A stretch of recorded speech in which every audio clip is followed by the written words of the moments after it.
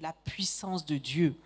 Alors c'est une belle semaine que le Seigneur a prévue pour nous, pour que nous puissions vraiment plonger les regards dans sa parole et comprendre ce que Dieu veut faire dans chacune de nos vies. Et cet après-midi, j'aimerais que nous puissions prendre ensemble le passage qui se trouve dans Zacharie, au chapitre 4, à partir du verset 6.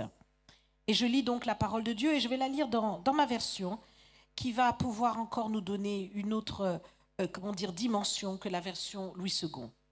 Alors il reprit et me dit, « Voici la parole que le Seigneur adresse à Zorobabel.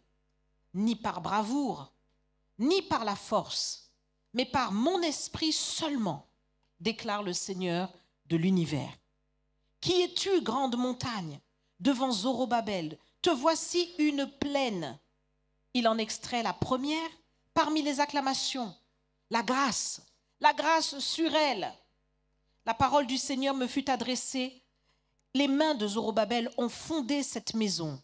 Ses mains l'achèveront. Alors vous saurez que le Seigneur de l'univers m'a envoyé vers vous. Qui donc méprisait le jour des modestes commencements, qu'on se réjouisse plutôt en voyant le fil à plomb dans la main de Zorobabel? Quant aux 7 lampes, ce sont les yeux du Seigneur, eux qui parcourent la terre. Amen. Voilà donc un passage très fort, Zacharie 4, versets 6 à 10. Et nous devons véritablement prendre à notre compte cette parole. À l'époque, quand le Seigneur a envoyé cette parole prophétique, Zacharie l'a libéré au milieu d'un peuple qui était véritablement dans la détresse et qui s'était positionné pour rebâtir le temple. Et je pense que cela nous convient bien, de pouvoir, au travers de ce passage, réaliser ce que Dieu veut faire au milieu de nous dans cette semaine de la puissance de Dieu. Le Saint-Esprit aussi nous parle. Et c'est l'Esprit lui-même qui nous donne ce passage.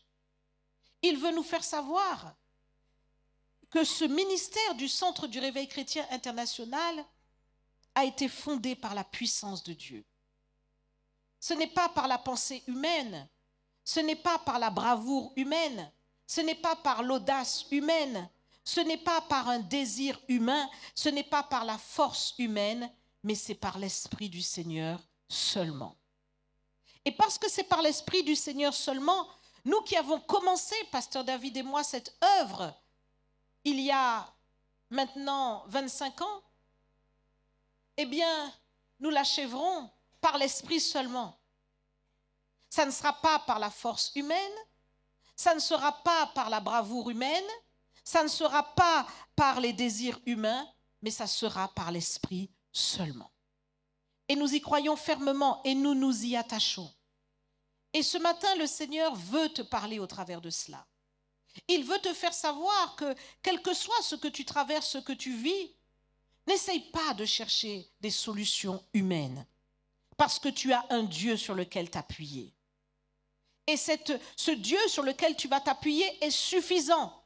Il est assez tout-puissant pour pouvoir intervenir dans la situation, pour pouvoir agir dans la situation. Parce que c'est lui qui fait toutes choses. C'est lui qui nous a créés, c'est lui qui nous a voulu, c'est lui qui nous a désirés. Et de la même manière qu'il a voulu le Centre du Réveil Chrétien et qu'il a été assez puissant pour soulever cette œuvre et faire que nous soyons 25 ans après une œuvre qui accomplit de grandes choses, eh bien notre Dieu qui a commencé saura l'achever. Et de la même manière, c'est Dieu qui t'a voulu sur la terre. C'est lui qui a un plan pour toi, un plan personnel, pour ta vie, pour ta maison, pour ta famille. Il a un plan et ce qu'il a commencé, il l'achèvera parfaitement. Non, ce n'est pas par la force humaine, mais ça sera par son esprit seulement. Son esprit est assez puissant pour faire sa volonté. Alors pourquoi il y a des difficultés? Pourquoi il y a des oppositions? Pourquoi? Parce que nous savons qu'il y en a un qui ne le veut pas. Nous savons qu'il y a un ennemi qui se dresse, qui désire au contraire mettre tous les bâtons dans les roues dans l'œuvre du Seigneur pour que l'œuvre n'avance pas. Il met tous les bâtons dans les roues dans ta vie pour essayer de mettre une opposition et t'empêcher ou te retarder s'il pouvait. Mais le Seigneur le répète et il le dit, alléluia, ni par la bravoure ni par la force mais par mon esprit seulement. L'ennemi ne peut pas mettre des bâtons dans les roues dans l'œuvre du Seigneur. Mais il arrive à mettre des bâtons dans les roues de l'œuvre humaine. Il ne peut pas arrêter le Seigneur. Mais ce qui se passe, c'est qu'il agit au travers des émotions de chacun. Il agit au travers des attitudes de chacun. Il agit au travers des manifestations charnelles de chacun pour pouvoir essayer de mettre des bâtons dans les roues. Parce que chacun est impliqué d'une manière ou d'une autre dans l'œuvre de Dieu.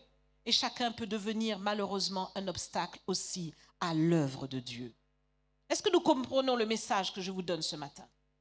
Dans ta vie, comme dans l'œuvre du Seigneur, tu dois comprendre qu'il faut maintenant cesser de mettre ton association avec l'ennemi qui veut mettre des bâtons dans les roues de l'œuvre du Seigneur. Cesse de lui donner l'association, mais confie-toi pleinement dans la puissance du Seigneur. Elle est assez puissante, elle est suffisante pour accomplir tout ce que Dieu veut. Alors le Seigneur le dit, il a tout accompli à la croix, son sacrifice a été parfait. Et il nous a dit, vous recevrez une puissance survenant sur vous, mon Esprit Saint, et vous serez mes témoins. Alors cette puissance doit descendre sur toi. Tu dois comprendre que tout ce dont tu as besoin, c'est de l'Esprit. Tu as besoin du Saint-Esprit. Si le Saint-Esprit est en toi, la pensée du Seigneur sera en toi. Si la pensée du Seigneur est en toi, tu feras exactement ce que Dieu veut et rien ne pourra t'arrêter. Tu seras comme un vent, comme une flamme de feu. Et qui peut arrêter le vent de Dieu? Personne. Et c'est ce que tu dois réaliser. Le vent souffle et tous ceux qui souhaiteraient pouvoir le retenir n'arrivent pas. Eh bien, si tu es véritablement quelqu'un qui laisse l'Esprit de Dieu reposer sur toi, si tu laisses l'Esprit de Dieu te remplir, tu seras puissant.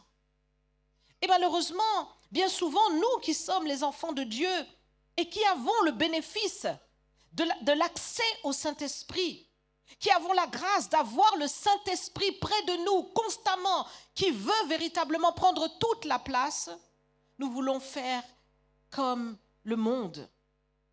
Penser par nous-mêmes, réfléchir par nous-mêmes, agir par nous-mêmes. Ta force ne devient que faiblesse. Comprends que tu as le Saint-Esprit qui est tout puissant. Regarde l'œuvre de Dieu tout autour de toi. Tout ce qu'il a accompli démontre sa sagesse, sa force et sa grandeur. Et le Saint-Esprit habite au milieu de toi. Il est un admirable conseiller. Il est véritablement un fin stratège. Il est celui que personne ne peut retenir. Et lorsqu'il agit, il réussit tout ce qu'il accomplit. Tu dois comprendre que le Saint-Esprit est au milieu de toi. C'est le meilleur allié. C'est ton appui, un appui certain. C'est ton abri, c'est ton refuge. C'est une certitude pour ton avenir. Le Saint-Esprit est dans ta vie. Et qu'en as-tu fait? Souvent, tu préfères penser, réfléchir par toi-même, réfléchir sur l'œuvre de Dieu et essayer de trouver des solutions par toi-même. Cesse cette manière d'agir. Demande au Saint-Esprit. Demande au Seigneur comment faire en toutes choses et le Seigneur agira. Que ça soit dans ta vie, que ça soit dans l'œuvre de Dieu. Cette œuvre a commencé, pour la plupart, tu n'étais pas là. Et quand cette œuvre a commencé, le Seigneur n'avait ni besoin de ton conseil, ni besoin de ton appui, ni besoin de ta force. Tu n'étais pas là. Je n'entends pas d'amen. Oui. Et cette œuvre est encore là. Et elle sera encore là. Parce que le Seigneur sait ce qu'il fait. Et il n'a pas besoin, comme il nous l'avait dit depuis le début, du conseil de l'homme pour réussir son œuvre. Alors confie-toi dans la puissance du Saint-Esprit. Appuie-toi véritablement sur ce que Dieu fait et réalise que Dieu est tout puissant. N'essaye pas de mettre ta pensée dedans, ta réflexion dedans, tes imaginations dedans, tes critiques dedans, tes murmures dedans. Ça gêne l'esprit. Il veut passer et travailler.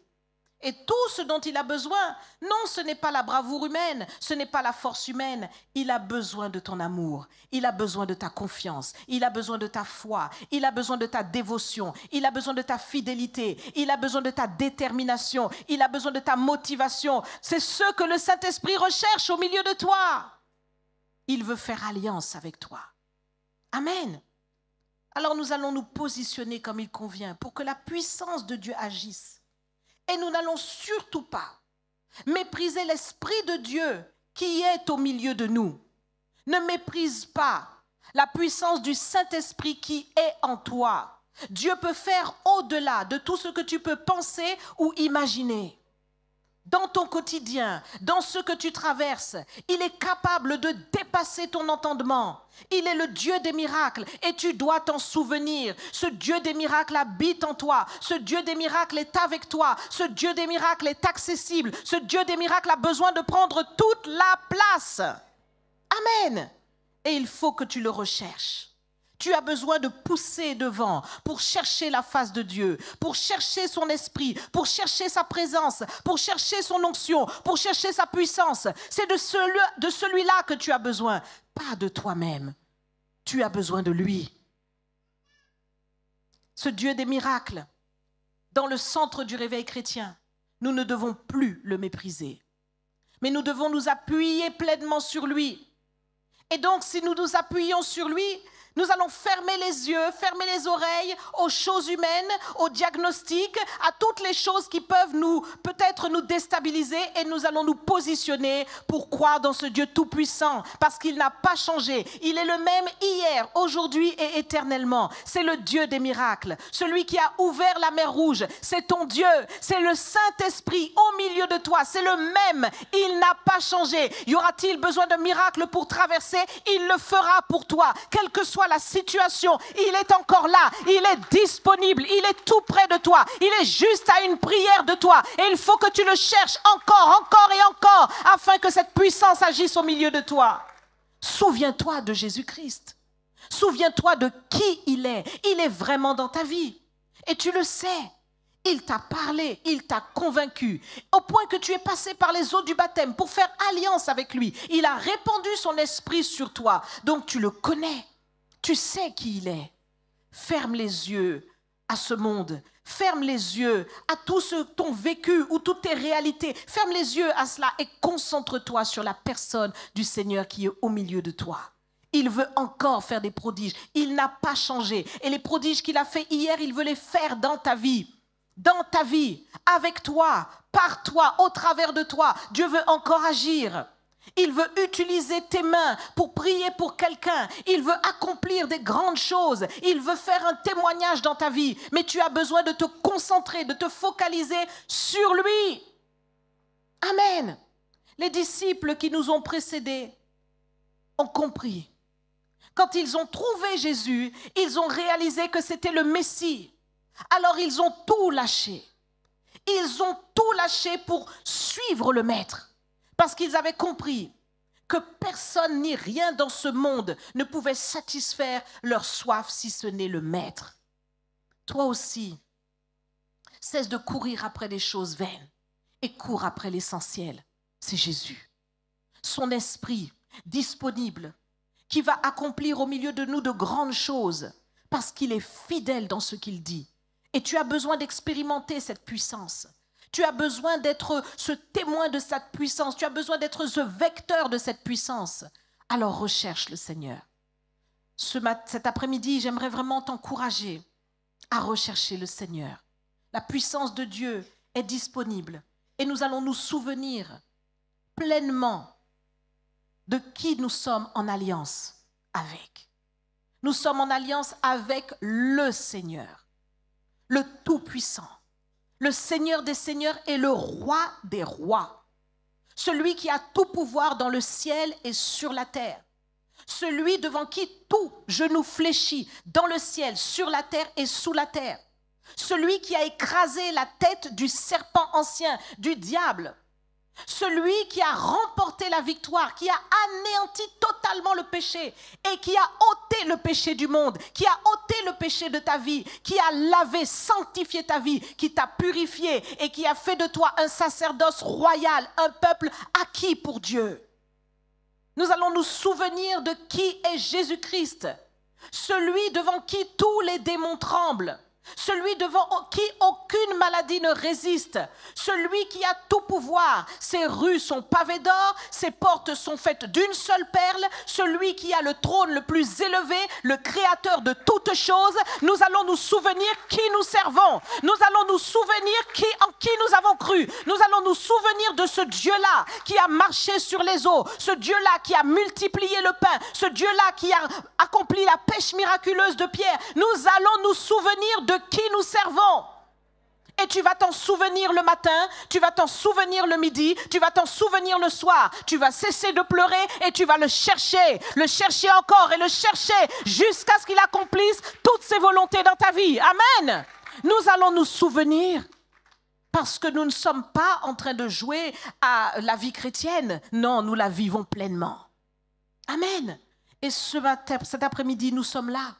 Et le Seigneur nous dit, semaine de la puissance de Dieu. Alors nous allons nous immerger dans la puissance de Dieu. Nous allons nous immerger. Le Seigneur dit, soyez revêtus de la puissance. Il veut que nous soyons revêtus, que nous soyons baptisés de feu. C'est ce que Dieu veut faire. Tu avais laissé ce feu s'étioler peut-être, ou peut-être que tu n'as jamais encore connu cette dimension. Mais maintenant, le Seigneur est prêt de le faire parce que c'est sa volonté. Il a dit tout simplement que désormais, vous n'avez rien demandé, mais demandez afin que votre joie soit parfaite. Tu sais que ta joie ne sera parfaite que par la puissance du Saint-Esprit.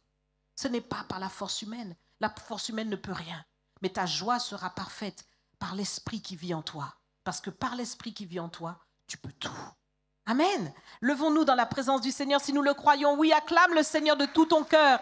Ce message, c'est pour toi aujourd'hui. Et nous allons vraiment invoquer ce Dieu tout-puissant. Tu ne vas plus le négliger. Tu vas réaliser qu'il a le pouvoir de frayer encore un chemin. Il va ouvrir la mer Rouge devant toi. Je ne sais pas quelle est cette mer. Je ne sais pas quels sont les Égyptiens derrière toi. Mais sache que le Seigneur te dit, cesse les cris et fends la mer. Alléluia. Alors nous allons invoquer le nom du Seigneur. Élève tes mains dans la présence du Seigneur et répète après moi ces quelques paroles. Seigneur Jésus, j'ai entendu ta parole et je comprends qu'aujourd'hui, tu veux manifester ta puissance envers moi. Je réalise que ce n'est pas par les pensées, ce n'est pas par mes paroles, ce n'est pas par ma volonté, ce n'est pas par ma bravoure, ce n'est pas par mon intelligence, ce n'est pas par ma force, mais c'est par la puissance de ton Saint-Esprit. Alors Seigneur, aujourd'hui, je me tiens devant toi et je fais alliance avec la puissance de ton Saint-Esprit. Saint-Esprit de Dieu, toi qui es au milieu de nous, descends sur moi. Comme jamais, viens sur moi, j'accepte ta présence dans ma vie parce que le sang de Jésus m'a lavé, m'a purifié, m'a sanctifié pour être un vase propice à ta gloire. J'accepte cette puissance, qu'elle vienne en moi, qu'elle me remplisse jusqu'à déborder, que ta puissance me revête, que ton onction vienne sur moi dans une dimension très forte. Je te chercherai tout au long de cette semaine pour que cette puissance s'épaississe sur moi, afin que ta gloire soit manifestée, afin que tes miracles soient manifestés.